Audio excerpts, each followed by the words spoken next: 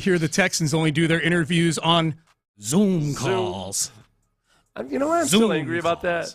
I'm still angry about the fact that supposedly Sean Payton was put out by the only reason the Texans did that was because they were not allowed to interview him in person at that point, which goes to show you, I don't think he's over his old rules-breaking ways. No, I don't think he even reads the book. Just kind of like, Doesn't even read the damn rule book. Text message, 27-17 Texans, keeping the faith. Go Texans. That's my prediction, too. That's what I predicted in my Houston Press post this week, 27-17. How what was Derwin talking about with Landry jumping on board the Stroud train? Well, what was the? I've heard Landry express skepticism, when I've heard him talk about it, it's kind of like been in a healthy, hey, let's not get too far ahead of ourselves type of way. What was the train? John Lopez is here. What was the train that Landry was talking about last year? Was it? I'm all in. Obviously. Oh, the McCown train. The McCown train. Yeah. You're talking about previously. Boy. The McCown train is derailed right now, huh? I don't know what. Wait, where am I? Who is this guy? Yeah.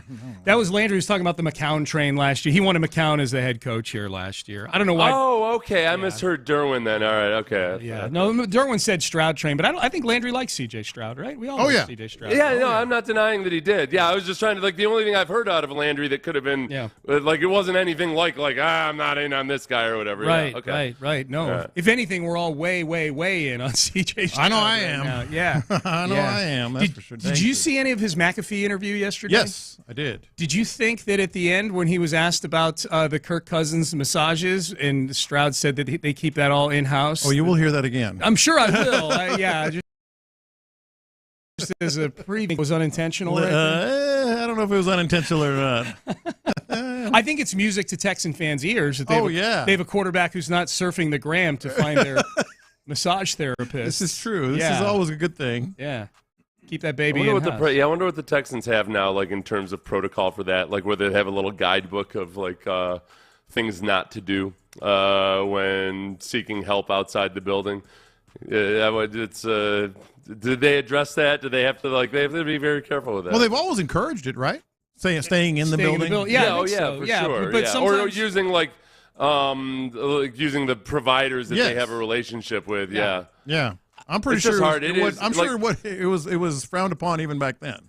No, it's not frowned upon to go outside to find other. Because the fact of the matter is there aren't enough massage therapists in a city where guys are spread out all over the place geographically and everything. You're gonna get services from outside providers, but go about it in a certain way. What you're saying, Seth, is that when something cataclysmic happens, like the Deshaun Watson situation, organizations tend to use that as a teachable moment for everybody else and don't go looking for neon signs on Richmond, okay, is what we're talking about. That's it. Yeah. If you're going to buy things off the gram, make sure it's T-shirts and shoes and things like that. That's all. Right? I still can't believe that the whole thing happened. Yeah.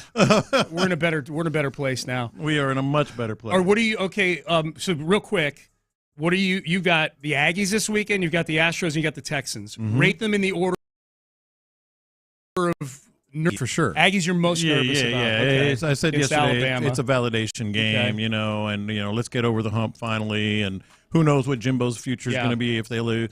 And then Astros. I'm in on the Texans. Okay, good. We're simpatico there. Yeah, I am in on the Texans, but I think I might be talking myself into picking the Astros here in this series. Ooh, okay. Yeah. Good. All right. I got my reasons. Okay. Well, I can't wait to hear them, and we will shortly here on In the Loop. That was Crosstalk, brought to you by D&M Leasing. You're listening to KILT and KILT HD2, an Odyssey station. Seth, antibodies to you. I will see you at 9 a.m. Sunday for Texans Countdown, my friend. Antibodies and the appropriate amount of mucus to you. Thank you. I don't know what yet, but yes, I always like when I get mucus wished to me heading into a weekend. The appropriate amount. The appropriate amount. Thank you. Gosh. All right, we're done. We're out of time. We'll be back 9 a.m. Texans Countdown. We'll be back here for Payne and Pendergast, 6 a.m. for a Reaction Monday. In the Loop starts now. Oh, my goodness, man. Oh, my goodness. It's getting out of control right now. Are you ready? The Love Fest is crazy. Is McAfee canceled yet? Why would he be canceled? I mean, that was porn yesterday, the way he was loving up on CJ. That's one way to put it. Is the show not canceled yet? Goodness gracious, man. That was an absolute love fest. I don't know if it was graphic or not, but my gosh, everybody's loving up on the Texans. When is the city of Houston going to catch up? We'll get into that in 20 minutes. What is it going to be like next time we go into NRG? Is it going to be different than what we've all noticed in the last few outings, few-ish years? Yes, he has. Outings. Let's not bury the lead. Let's get excited, man. Let's get excited, man. We're eating the cheese, the poison, whatever. Let's eat it. John Lopez. Dramatic reading here on In the Loop on Sports Radio 610. Back then, they didn't want him. The S2 said C.J. Stroud was dumb. The measuring tape said Tank Dell was small. Back then, them experts showed no love. Who? Will Anderson's pass rushing was questioned. So too was Nico Collins' durability, John Mechie's health, Bobby Slowick's play calling. But then they played their 281-330-800 fourth game. Now they hot. Now they've blown up.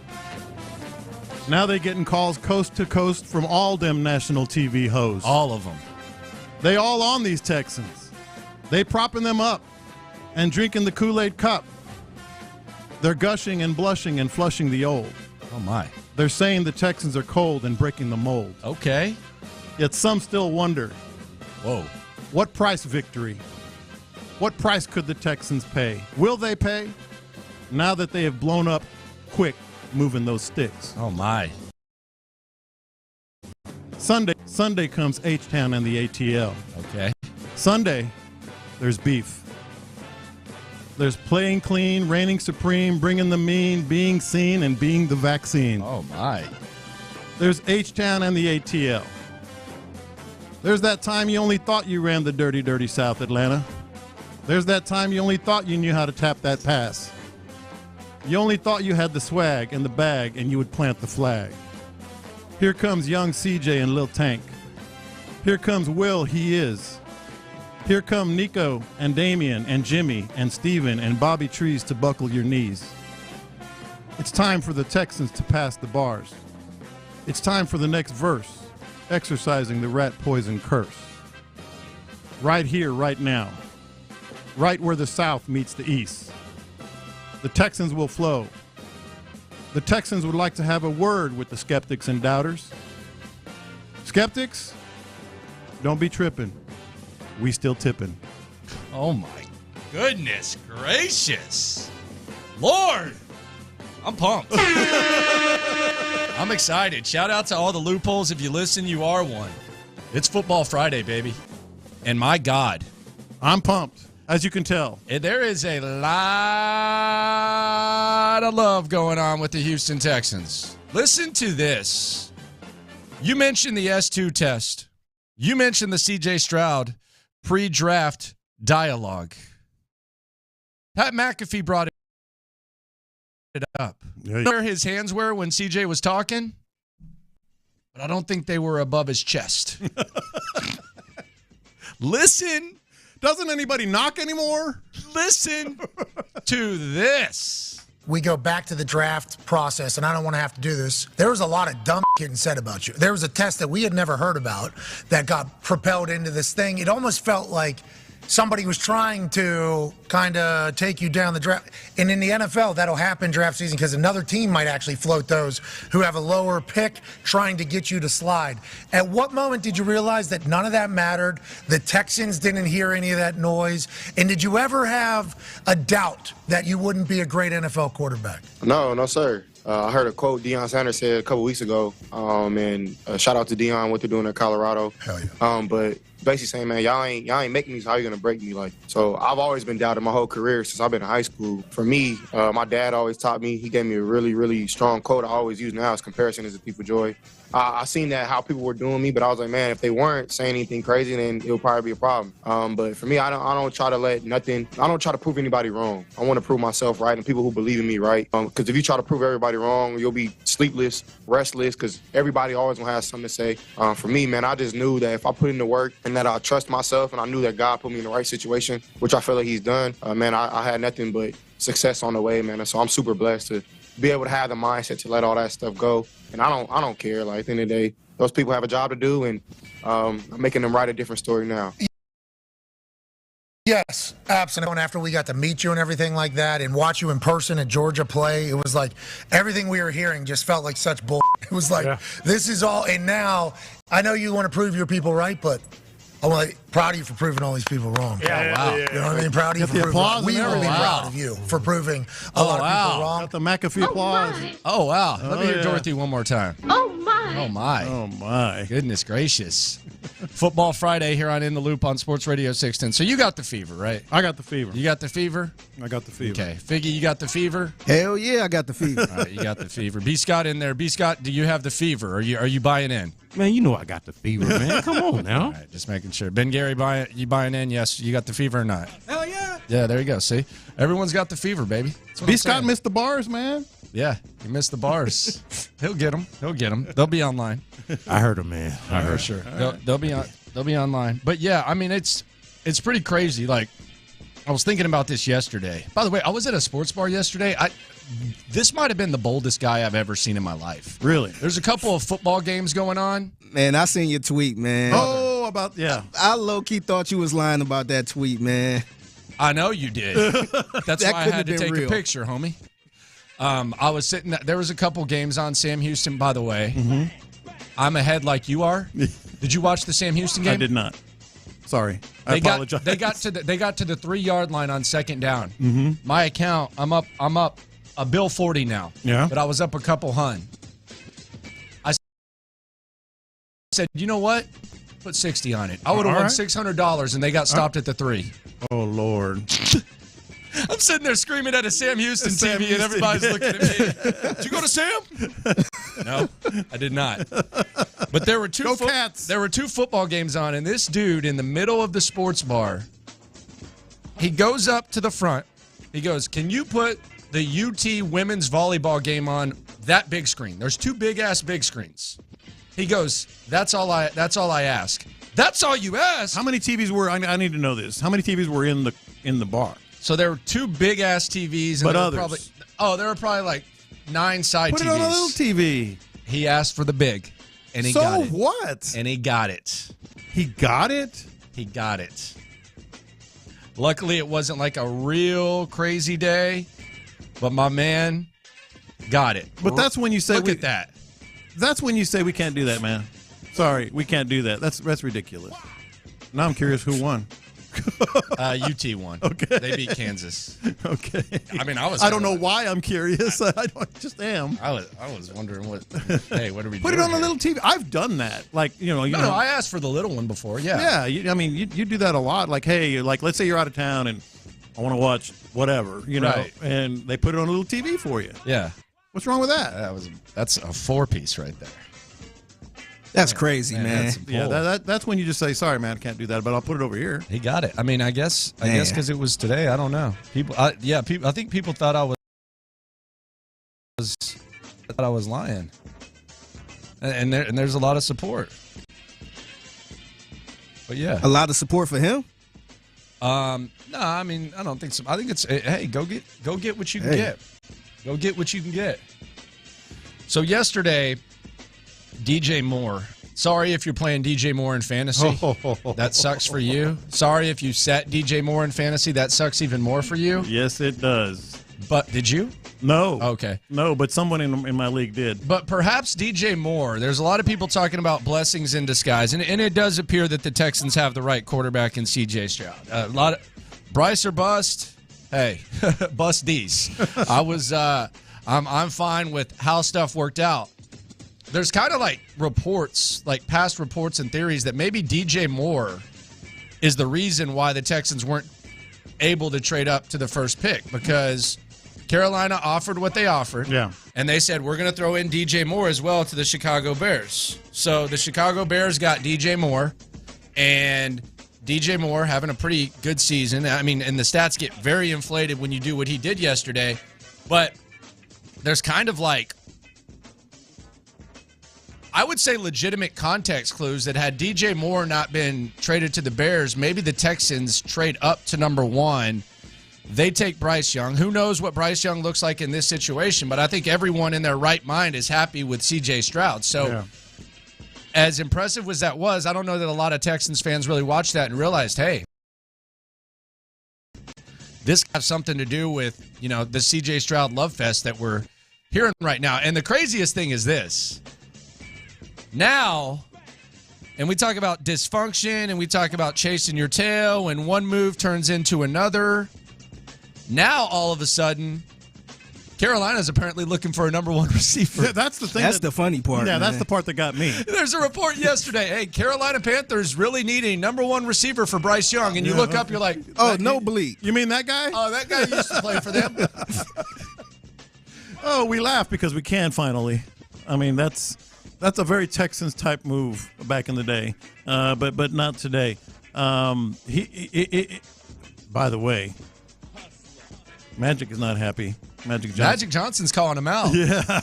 He's knocking doors down. Yeah. He called it a piss poor performance. Yeah, he did. I'm happy, thank you very much, with how things have worked out here. Yeah, you should be. Yeah, you very much should be. By the way, I got to confess something. Real quick. Watch this. These are my confessions. It might be time for old Al to hang it up. Thank you. Thank you very much. Legendary broadcaster. Maybe top 3, maybe top 5 ever to do it. It might be time. What did it for you? Did you hear the intro? Which one? The one this morning? The intro of the game. Are you talking about Payne and Pendergast this morning? Well, there might be a similarity there. But did you hear the intro? No. It was pretty bad. Like, this is, you talk about hyping up a game, and then you hear this. It was pretty bad. So Al Michaels couldn't get it hyped. Well, I mean, listen to this. I didn't know this about Al Michaels. He does sound okay for his age. Did you know he's never eaten a vegetable before? I saw that. Here's Al Michaels, and this is crazy to me. You have never knowingly eaten a vegetable in your life. That is true. I was born when my parents were 18 and my mother hadn't even read Dr. Spock, so she just let me have the run of the course. Always pushed the vegetables away. To this day, no. And I guess what I've proven is that man does not need vegetables to survive. Just possible that you would like a carrot. Oh, please. A carrot? No, a carrot. No, that's an objectionable vegetable. Really? What? I mean, how would you know? You've never tasted it. I look at it. I just don't even like the look of it.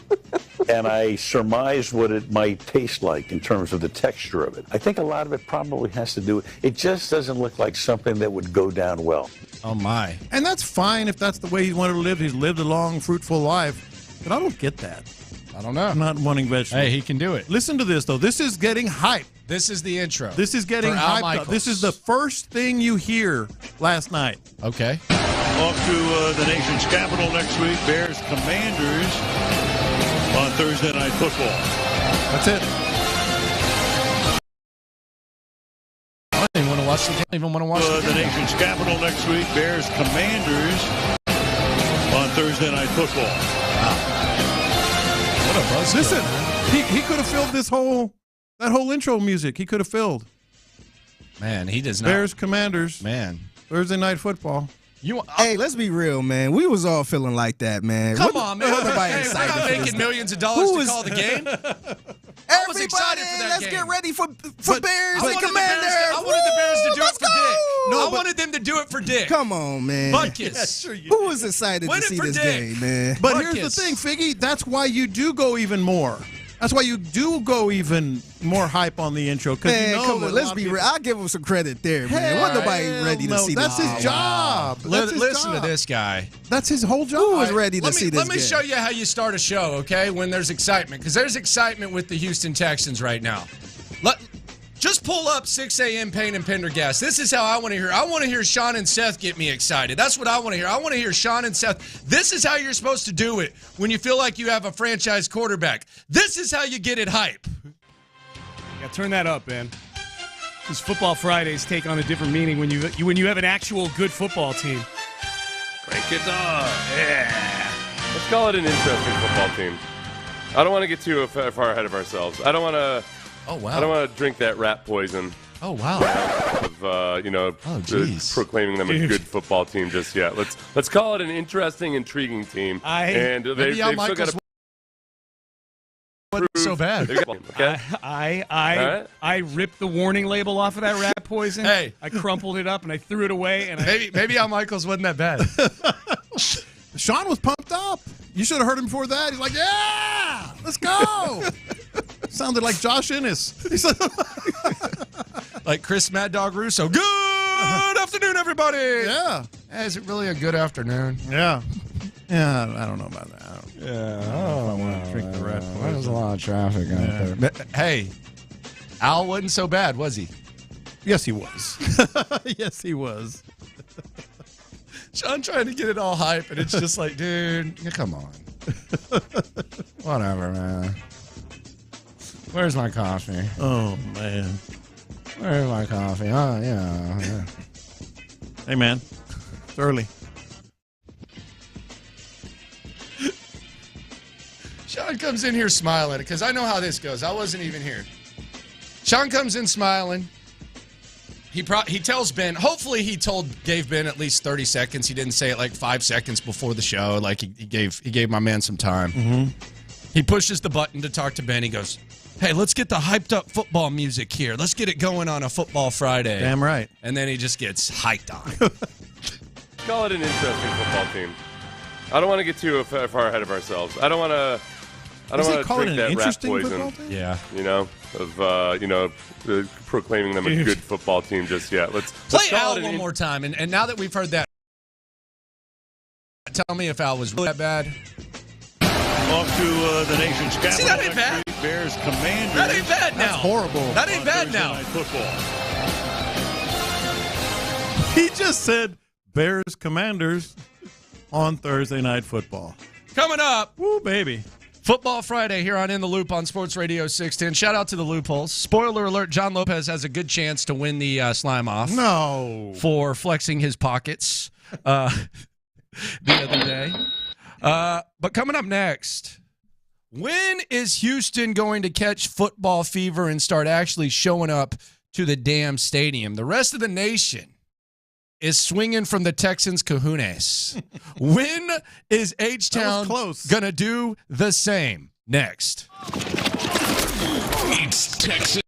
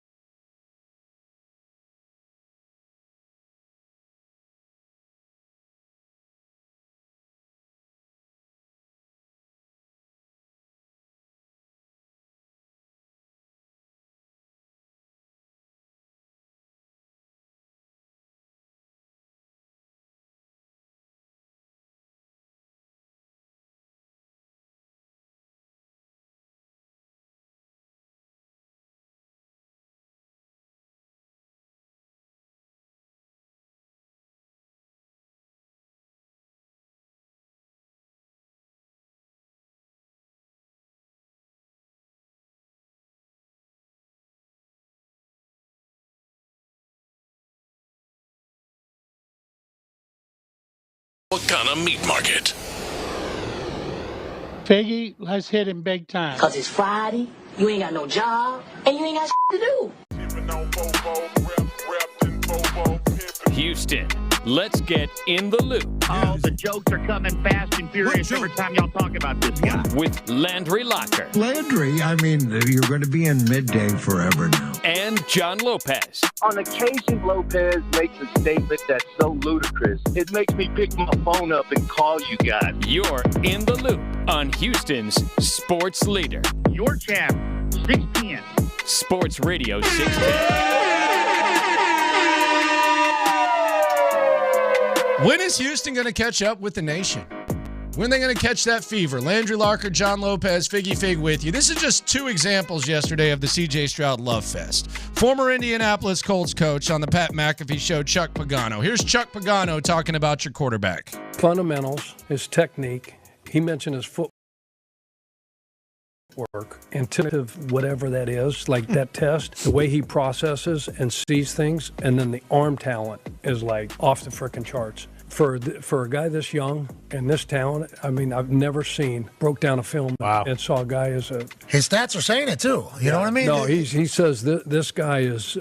special. He's special. He is the real deal. Okay. Man. So there's Pagano. You heard McAfee earlier doing what he did. Here's Kirk Herbstreit talking about the greatness of C.J. Stroud and what he thinks about it. They lost to Oregon, one of his good comparison. What he went through at Ohio State. They lost to Oregon, one of his first starts, and Ohio State, just like Kyle McCord, their fans were ready to throw him in the trash, and he took that really hard. But to experience that, right? I mean, he was depressed. He was like, you wanted to get off Twitter, wanted not deal with it, but he fought through that storm. And I just think to your point about when guys go through, not so much the wins, the national championships, that's the easy part. But it's the guys that go through the crap, the guys that have to go through some grind and have to deal with it and cope with it and learn to cope with it. You get to the NFL, that's your world weekly. 1 week you're a hero, the next week you're a GOAT. All right, so there you go. There's a lot of love there, right? Like national love is all over. It's insane. All over. It's insane. When are we going to go to NRG and be able to feel that love? Are we going to? Is it a Atlanta win away? When are we going to feel it? Because we can sit here and talk about how great that atmosphere was. Let's be honest, that was Steelers fans. Like the Steelers fans made that a intense atmosphere. That was not all Houston fans. Yeah. And I thought it was cool because I decided I was going to listen to the McAfee interview with CJ, and as soon as McAfee brought up how rowdy Houston was. And McAfee said it's the rowdiest stadium that I've ever been at. And what's it like playing in front of those fans? I was sitting there like, man, surely CJ isn't going to show love to the home crowds he's played in front of. No. Like, surely he's not going to do that. And I'll be damned. Mm-hmm. Just keeps winning me over with his authenticity. CJ Stroud said this, and it leads me to this question. When the hell are you going to buy in? When the hell are you going to show up to the stadium? What are we waiting for? But to be honest with you, at first, man, our stadium's been dead, and I feel like it was a right. Like it was on. Like you have to earn for people to come want to watch us play. And I think these last couple games have proved that, man. If y'all don't come and watch, man, y'all missing out on the show. And that's what I want to bring. I want to bring out. It was my first time not playing in front of a full crowd, and I don't know how long. Like since I've been in college, every game we played in was 110, 115,000 or something crazy like that. So at first it wasn't really like that, but this last game against the Steelers was rocking. Like man, people came, they showed up and showed out, and even the Steelers fans came and we sent them home. And the Texans fans definitely were happy. Okay. Remember when on Monday when I was doing my passing thoughts, my first one was, have we overestimated the buy-in? And I think the answer is we did.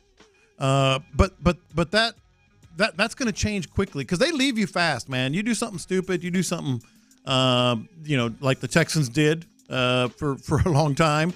You do things that alienate fans, they're gone. I think they come back just as fast, too. For the first time since 2018, if they win this game, then I think they're going to come back quickly. I think they're already sort of like kind of casting a gaze, so to speak, toward the Texans. Casting a gaze. Oh, what? Casting a gaze. Okay. Toward the Texans like, oh, well, maybe. Remember that scene? Casting a gaze. Yeah. Okay. Yeah. Yeah. I'm asking. Okay. A gaze. Remember like the scene in Major League? The guy at the grounds crew Oh, they still suck. They still suck. Yeah. They still suck. And all of a sudden, they ain't that bad. Yeah. And then all of a sudden, they're leading cheers and everything. It goes fast, but it comes back fast. Okay. So I think 3 in a row, you can't not buy in. Like, you cannot not buy into this team if they go 3-2. The thing for me is sometimes you don't want to buy back in because you can tie it back to something and be like, they're just going to screw it up again. I just don't see with this organizational structure, with this head coach, I don't see how they fall back into what pissed people off in the first place. You don't have the POS, jackass Easterby running around. You don't have B.O.B. I think Cal and Hannah, look, you can question Cal's early ownership. It's not the same. It's a different – I think they have more freedom. I think they're more of a pair. I think they're more of a duo. I think they've learned from their mistakes. So my thing is, like, a lot of times the hesitation comes from, they're just going to go back. Once I come back, they're going to go back to doing same that. old Texans. I don't see it. And the other thing, someone brought this up yesterday. I want to give them credit. Who was it? I think it was Texans Cap. He actually had a good point. It was just all like but Texans Cap said, I really respect that D'Amico lets his players go out there and show their personalities and they don't come across as like robots and weirdos. Like CJ Stroud showing what he's about. Andrew Beck was on freaking Pardon My Take. Yeah. Like, and you have Nico Collins, all these guys are going and doing interviews, Will Anderson, and they're professionals, but they're able to be themselves. They're and more I think candid. that, Not like New England robots. and that's a lot easier to buy into. Like, it's easy to buy into the Patriot way when Tom Brady's winning how many ever Super Bowls, and you're dominating for 2 decades. But like, that's not that's not something that happens quite often. So people want to be able to feel like there's authenticity, and I think there is authenticity with this squad. There's structure. And that's why I hope that if they win this game against Atlanta, even if they lose, I think it's worth going back out there and checking things out. And they're just relatable because they're authentic, and that comes from D'Amico Ryans. I mean, nothing like that happens without the head coach signing off on it, because we know that, because the head coach told these guys say nothing and then say less, and they were afraid. Remember, Davis Mills had a real good interview, and I know this was not necessarily B.O.B., but we had a real good interview. Then he was shut down. Like, don't talk like that anymore. I think it was at a card show or something. No, this starts with D'Amico Ryans and be allowing people to be authentic. Yeah, that's important. And they need a home field advantage, man. Let's be serious. They need it. They got to figure that out. When they have one, it is really what it can be. They need to make it happen. And I mean, hell, who knows how many Saints fans there will be next time that they're at that stadium. But it's good vibes. Are you selling your tickets as much anymore? That's a good question. Are you selling your tickets? I don't know. I never fault someone for selling their tickets if you can make your money. But man, still 50% attendance. We don't need that. November 18th, 2018. Was the first of a 3-game win streak at the Redskins. Then they beat the Titans. Whoa, dump that. Well, it was the Redskins then. Whoa. It was the Redskins then. I'm offended as a Cherokee. Then the Titans at home, then the Browns at home. December 2nd. Slime ball. December 2nd, 2018. The last time the Texans won a 3rd straight game. Look at that. Look at that. Coming up, C.J. Stroud was the 2nd pick in the draft. Bryce Young was the 1st. Let's look at the state of number 1 versus number 2 next. You guys know what I'm doing. Big weekend for sports in this town, and you know what I'm going to be doing. I'm going to be smoking. I think I'm going to go with the smoked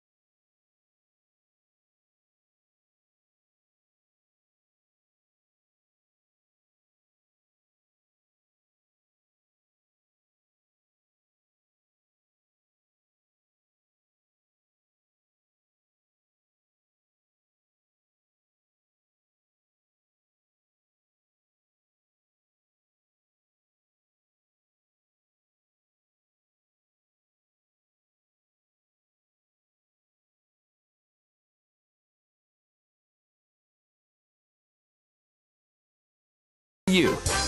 This is Localize It. Don't you know I'm local?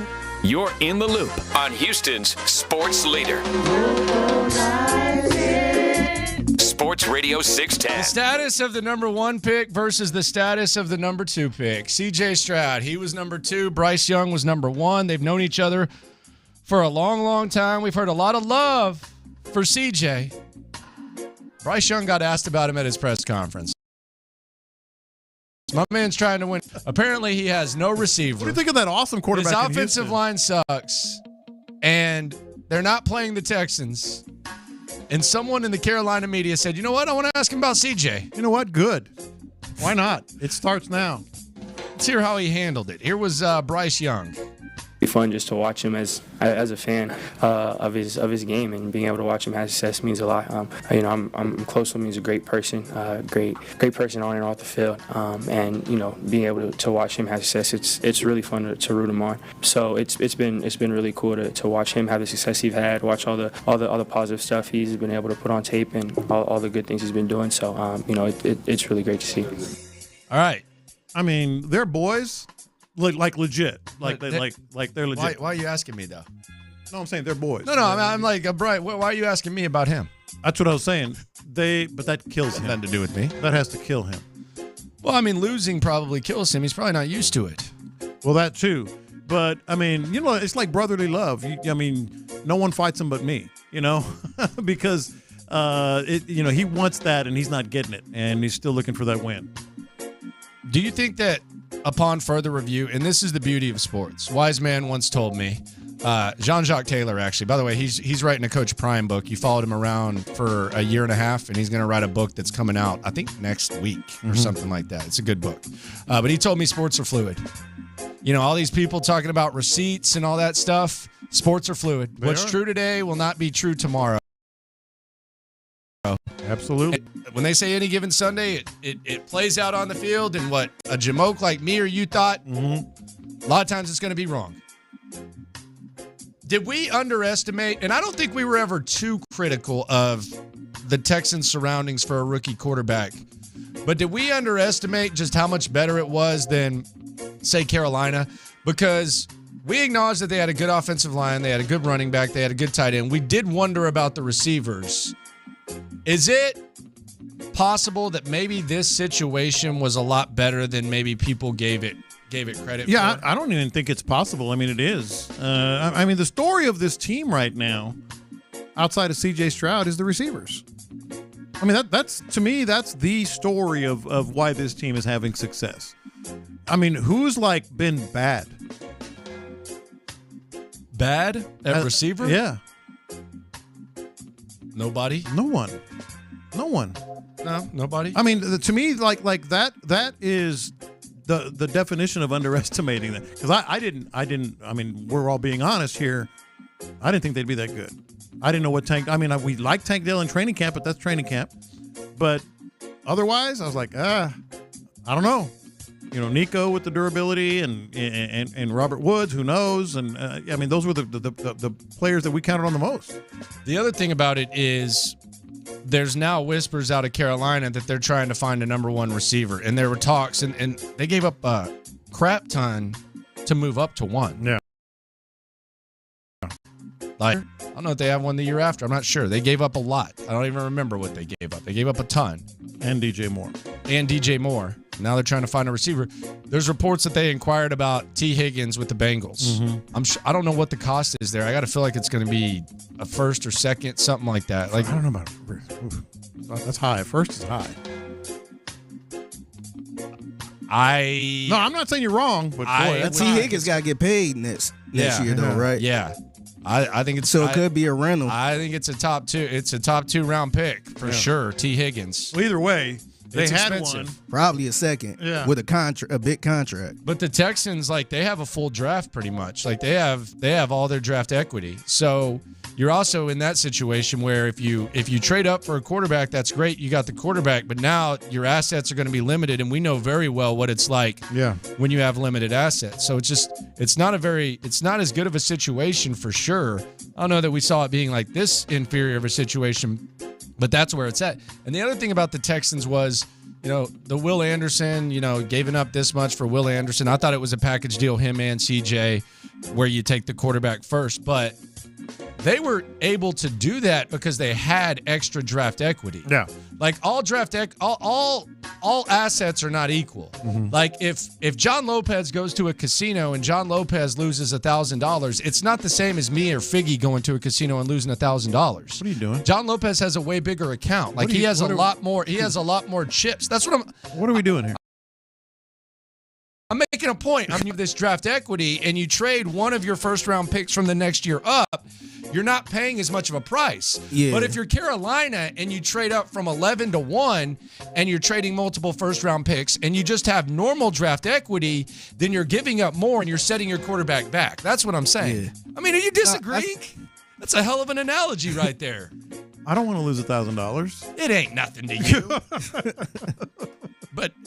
But that's what I'm saying. Like, when you're aggressive like that, like the cost is a lot more if you don't have the multiple firsts. And the other part of it is if you have 2 first-round picks, both of those first-round picks by themselves are not as valuable, if that makes any sense, because all of a sudden you have another first-round pick. Right. You know what I mean? Yes. So you can trade that other first-round pick. Exactly.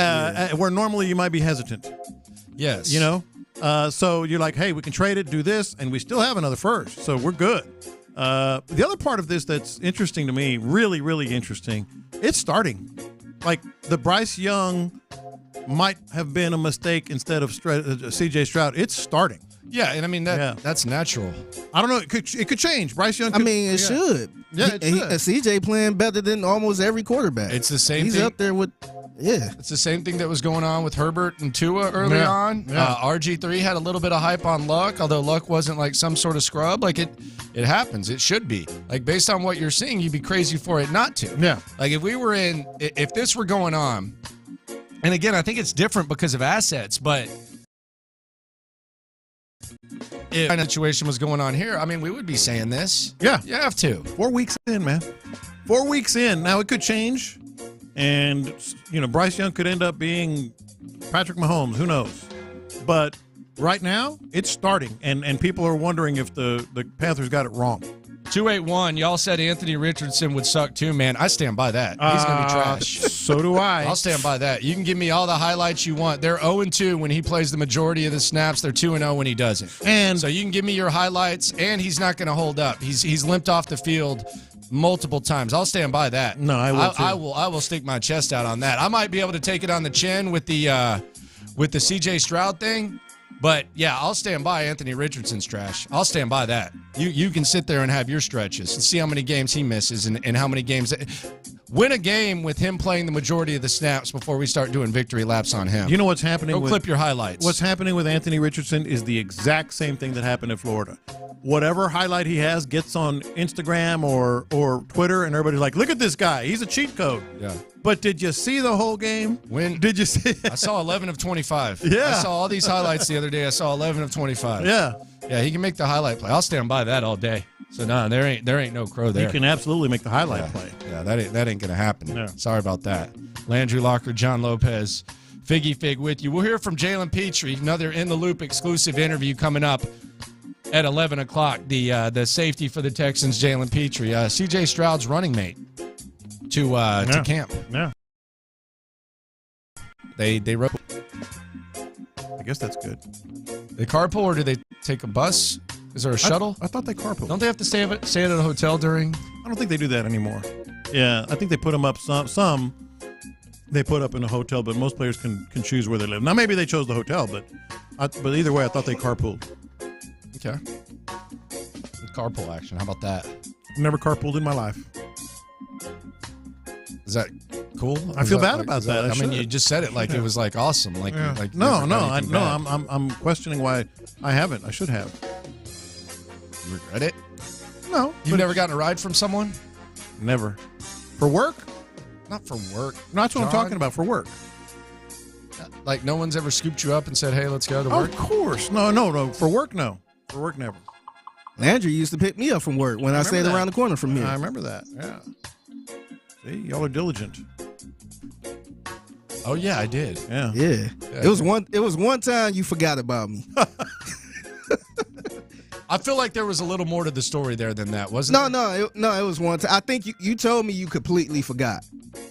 You apologize and all that stuff. Yeah, it happens. I appreciate you picking me up and all that stuff. You ain't had to do that. Yeah. But it was one time I was sitting there waiting.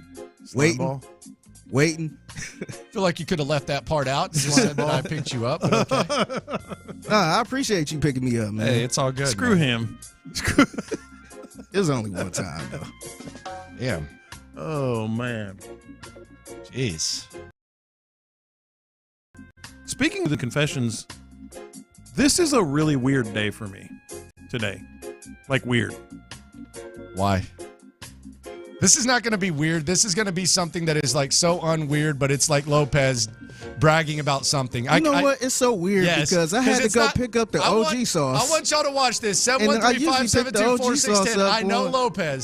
I know Lopez. This is not going to be weird at all. This is not going to be weird at all. It's going to be some sort of Lopez bragging. Go ahead. I stop. Go ahead. I quit. Take it away.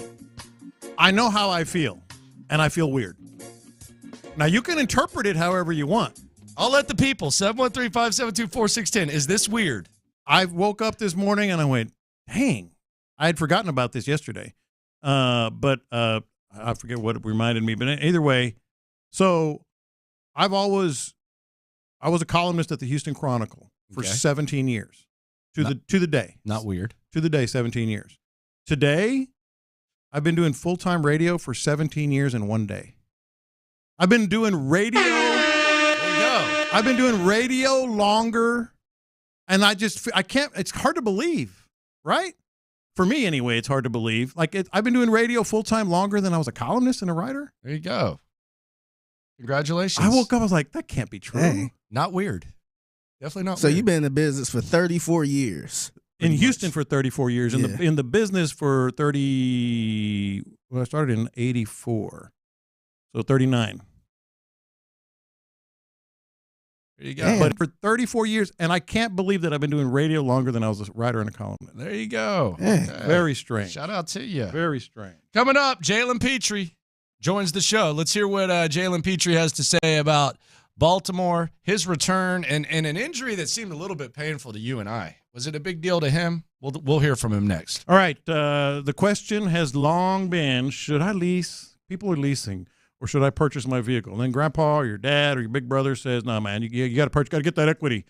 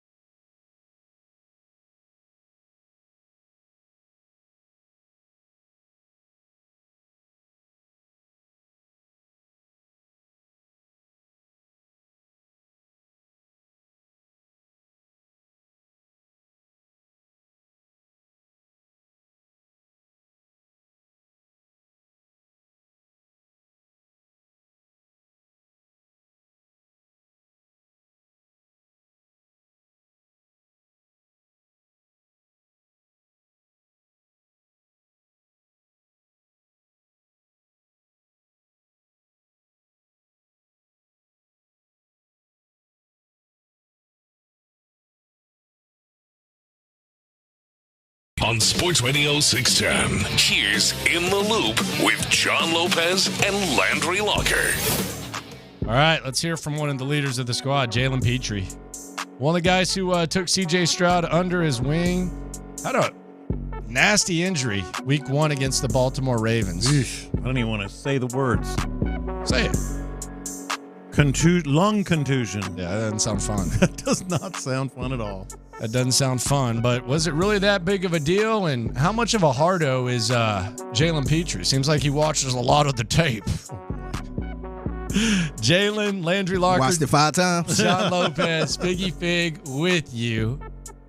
How you doing, my friend? I'm doing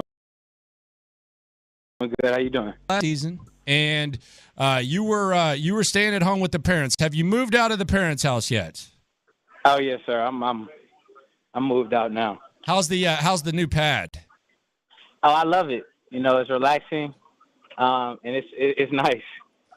Hey, Jalen, when there are certain injuries that just sound like intimidating, man, and I felt scary, bad for you, my friend. Like I don't know what it was like, but when I heard, I think bruised lung contusion. I was like, ooh, that does not sound good. What was your reaction when you got that diagnosis?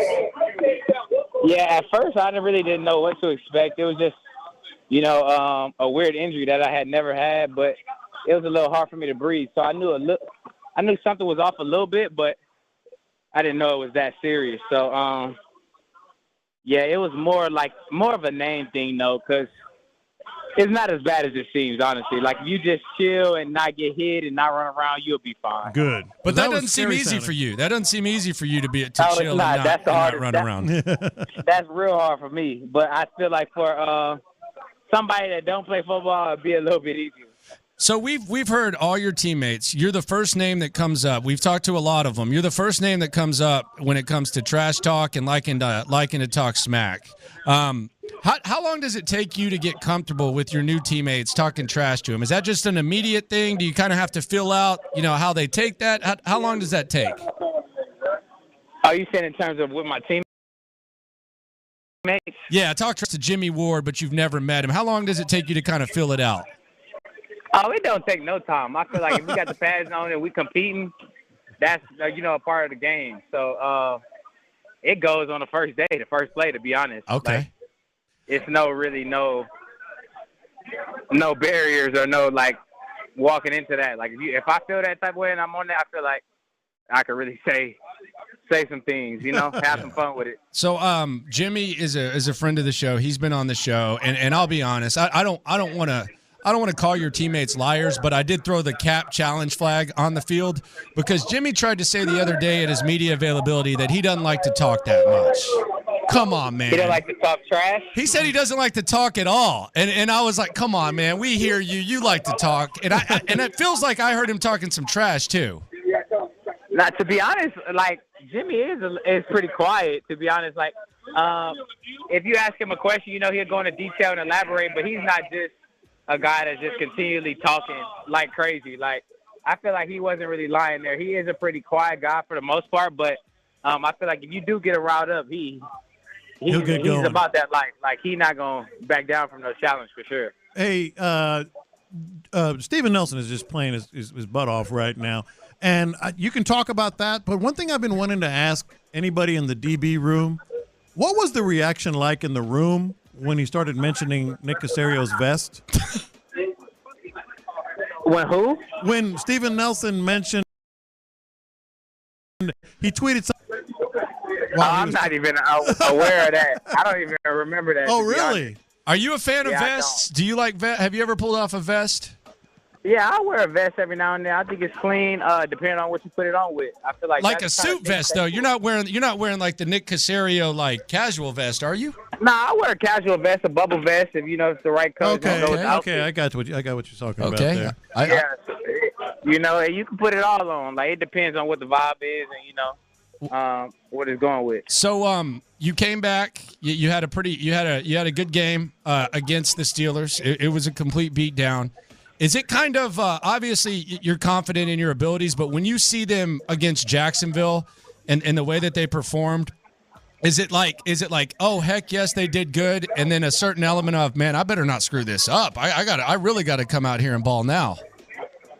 Not really. You know, I go into every game with the proper mindset that if I prepare well, that I'm going to play well. And, you know, really not surprised when, you know, I have success or my teammates have success because, you know, I see it throughout the week. So just stepping into my role and just, you know, doing my job was very simple. I'm not thinking of, you know, overdoing anything or the last thing on my mind is, you know, going in and messing something up like that.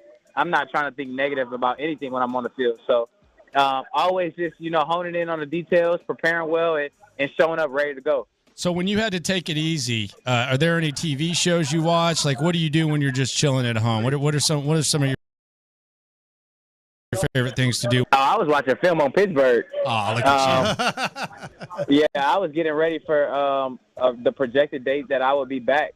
That was the biggest thing that I was doing so that I could have, you know, a step ahead and I could be prepared for when I do go back out there on the field. And I was also, you know, spending some time watching some old, you know, college film of myself and just seeing different things that I was doing back then. You know, just kind of refreshing myself and just watching a bunch of different tapes.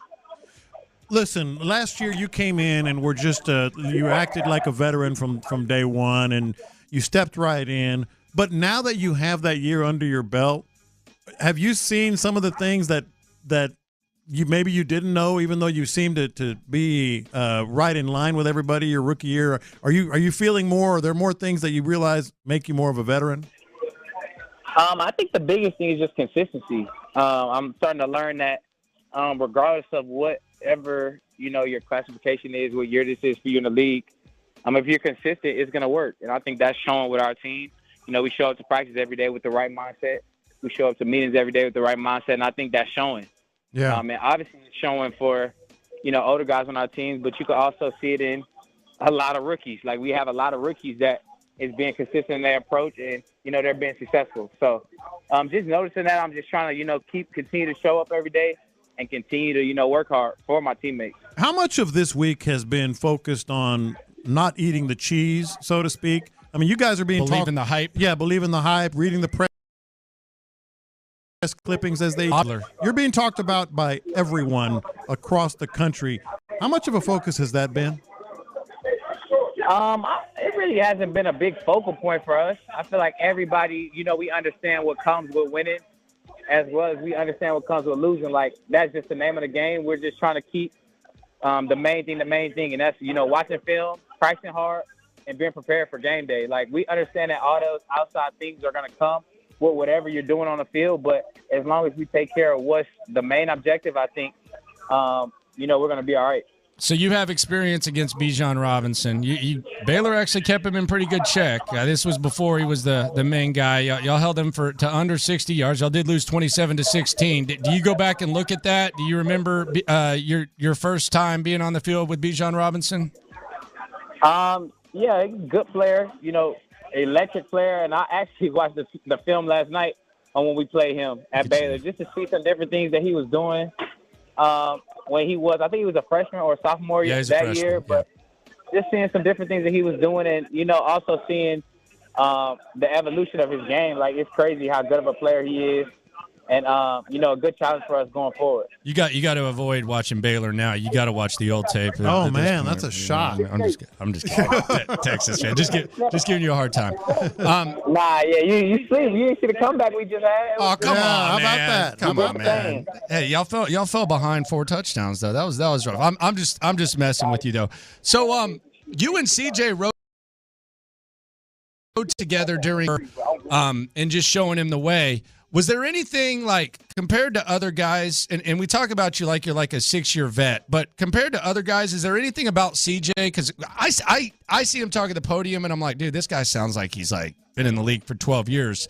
Is there anything that you noticed about just, man, this guy's a lot more mature than I even anticipated him being? Oh, yeah. You could tell that he's been there before, and this is really just the next step for him.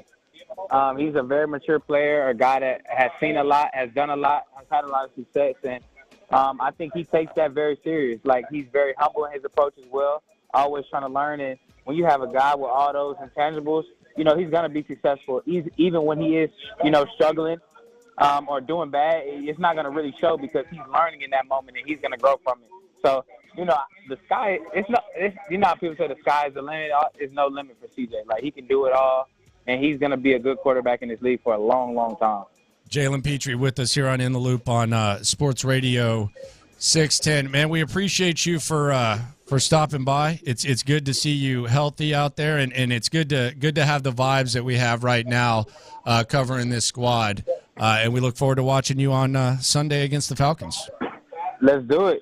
I appreciate y'all having me, man. All right, there you go. Let's Jalen do it. Pitre here on In the Loop. He's feeling it. Yeah, he's ready to go. Yeah. He's ready to go. The safeties on this squad, man, it's a very solid safety duo. Jimmy Ward and Jalen Pitre. That is very, very solid. And we've only seen it once. Mm-hmm. We've only seen it once. They won 30-6. Yep. So we'll get to see it Sunday in Atlanta. Jimmy Ward kind of saying they don't want to throw. I don't know if he's trying to get them to throw. Did you see that? Was it Chancellor that got that? Yeah, Chancellor Johnson, the great Chancellor Johnson over at KPRC too. When they want to. When they want to, they can. Let's hear Jimmy Ward. I don't know what he was doing here. Maybe he wants to get him a little. He's being honest. We're talking about that. Hey, he's always honest. Yeah. But here was Jimmy Ward being asked about the Atlanta offensive attack. They got wide receivers if they use them. I don't think they want to. I don't think they're trying to pass the ball. They're trying to out physical teams and run the ball. And so we're gonna have a tough task at hand is stopping them from running the ball. When I was on San Fran, I didn't play last year, but I saw what they did to San Fran last year, and San Fran went down there and they ran the ball and beat them up pretty bad. So I already know they're gonna stick to the run for sure. Okay, man. All right, they got good receivers. They use them. Yeah, I don't even know if they do. They have Drake London, and then Kyle Pitts is a huge disappointment. Oh, yeah, you draft him in the top 10. Yeah. It's tight end. Yeah. That never goes well. You notice that? That never goes well. Like, there's a lot of, absolutes when you talk about the draft, and it's like, well, I can name this guy. It never goes well when you draft a tight end in the top 10. Never goes well. Give me Brock Bowers in the top 10. Nah. Yes. Nah. Yeah. Nah. That dude is a badass. If they draft Brock Bowers, I'm going to question him. I am not. Yeah. I'm going to question him big time. That is one bad dude at Georgia, by the way, tight end for Georgia. Well, was Kyle Pitts a bad dude at Florida? No. Was Kellen Winslow a bad dude at Miami? Oh, see, now you're doing that. Well, do Ohio State quarterbacks but give me one example. Give me one example of someone drafting a tight end in the top 10 and then they're different. It's the same argument as the Ohio State thing. No, but there's literally no example. There's none. Just like Ohio State quarterbacks. But the tight ends, they just fall. That's the one time where, 15, whatever. If it falls there, but man, top 10, that just no. He's top 10. That's rich, man. I wonder where he is on. I'll look as I'm talking here on mock drafts. I bet you he is top 10. Good for him. Yeah. See you at 15. I love that. That dude is unstoppable. He is unstoppable. Okay. So was Kellen Winslow. So was Ebron. Has Ohio State ever had a quarterback? So was Vernon Davis. Yeah. Got to make some exceptions there. Actually, not top 10 on this one that I'm looking at right now. Exactly. Yeah. Well, doesn't mean he's not going to be a top 10 pick. He won't be a top 10 pick. You want to bet? I'm asking. No, I don't want to. You want to bet a bill? I do not want to bet. That's what I thought. I did put 100 on the Texans. Did you? Mm-hmm. How much you putting on the Astros? I am buying in. Okay. I talked myself into it. Okay. I got good reasons for it, too. Okay. Let's hear them. I've got good reasons Let's why. hear them. So I've talked myself. I still a little skeptical. Wrong. And by the way, let's keep our eye out for the postseason roster. That could happen during our show. And that could be pretty big. And I have some doubts, but I've talked myself into the Astros, and here's why. The Twins starting pitching and bullpen is better than the Astros. Correct? I think so. Yeah. But what does that mean? That means it's going to be close games at the end. It's going to be 2-1, 3-2, whatever. I'm not going to bet against the Astros in close games in late innings. I'm just not going to do it. That's reason number one. I think that's a fool's chore right there. You can't bet on the Astros in a 2-1, a one-run game late and bet against them. You just can't do it. Here's the second reason. This is a little. Can I interest you in a nugget? It's not so much a stat. Sure. What kind of nuggets you like? All of them. Wendy's, McDonald's, Chick-fil-A. Figgy, can I interest you in a nugget? Popeyes has the best nuggets if they do it right. Yeah. Huge. This is a nugget that's going to blow you away. Goes Tuesday. And I'm not overselling it. All right? Okay. The Minnesota Twins lineup has not faced Justin Verlander, Framber Valdez, or Christian Javier all year. Okay. They haven't faced them the entire season. Just a quirk of the schedule. And, of course, Verlander. Is that good or bad? That's good. Okay. Because I'm telling you right now, I don't care if they're not themselves. When Verlander, Framber, and maybe even Javier, depending on what Javier shows up, face that is advantage them. So what is the Astros' biggest problem? Winning at home. You got Framber and you got Justin Verlander and Framber back to back at home against a lineup that has not faced them all year. Astros going to win the series. I've talked myself into it. Okay. Yeah. There you go. John Lopez feeling confident. It's feeling like it's going to be a good weekend. Still a little nervous about how I think they're pitching. Talk myself into it. Coming up.